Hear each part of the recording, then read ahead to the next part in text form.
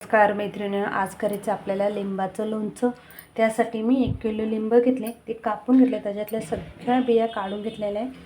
आणि आता हे जे वाफ देऊन घ्यायची, कुकर तापत ठेवले। चला आता मी कुकरची 1 शिट्टी घेऊन ठेवू, फक्त 1 शिट्टी घ्यायची लिंबाला।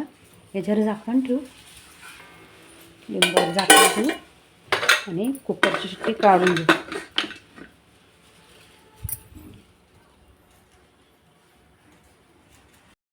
आपलं लिंबाचं लोणचं कुकरमध्ये शिजवून घेतलं, छान मस्त शिजलंय। आणि गुळाचा पाकही करून घेतलेला आहे। आता याच्यात आपल्याला मीठ टाकून घेऊ पाकामध्ये, चवीनुसार मीठ टाका। आणि 1 चमचा लाल मसाला टाकणार आहे मी। मीठ टाकलं, त्याच्यानंतर पाकामध्ये आपण टाकू काश्मीरी लाल मिरची, तिखट, थोडंसं गोड आंबट लोणचं हे मिक्स करून घेऊ आपण। मस्त गुळाला कलर आलाय। त्याच्यात थोडासा गरम मसाला, दालचिनी, वेलची पूड। आता याच्यात हे बी आपण हलवून घेऊ आणि याच्यात टाकू शिजलेले लिंबाची चिरा।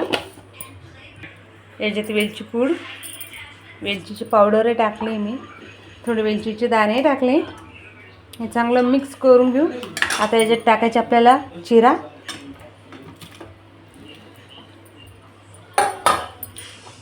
मिक्स करून घेऊ। आता आपल्याला हे 2 दिवस गुळाच्या पाकात लोणचं मुरून देऊ। चल त्याच्यावर झाकण ठेवून देते साईडला। लक्षात राहू द्या, आपल्या चिरा वाफून घ्यायच्या आहे लिंबाच्या, आणि पाक करून घ्यायचा, आणि आपलं छान मस्त लिंबाचं लोणचं तयार होतं। आता हे 2 दिवस आपण झाकून ठेवू। चला आता पाकामध्ये चिरा टाकल्या त्या लिंबाच्या। चला मस्त उघडून बघितलं कसं झालं, हे पहा, खूप सुंदर लिंबाचं लोणचं तयार झालं। अगदी सोप्या पद्धतीने लोणचं केलं। नक्की तुम्ही या पद्धतीने लिंबाचं लोणचं नक्की करून बघा, गुळातल्या पाकातलं। रेसिपी आवडली तर चॅनलला लाईक करा, शेअर करा, नवीन असेल तर सबस्क्राईब करायला विसरू नका।